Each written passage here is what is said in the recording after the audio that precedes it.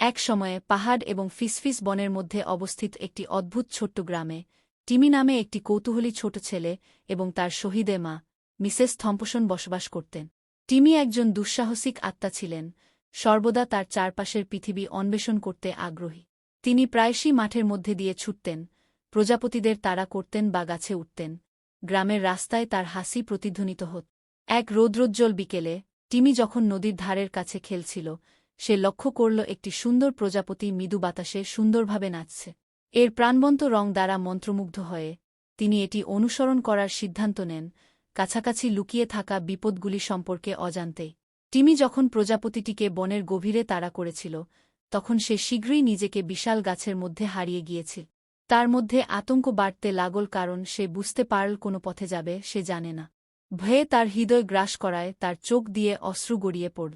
এদিকে গ্রামে ফিরে মিসেস থম্পসন টিমিকে খুঁজে না পেয়ে চিন্তিত হয়ে পড়েন।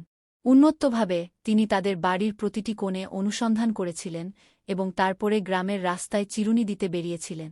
প্রতিটি ক্ষণস্থায়ী মুহূর্তের সাথে তার ছেলের জন্য তার উদ্বেগ আরও শক্তিশালী হয়ে উঠ।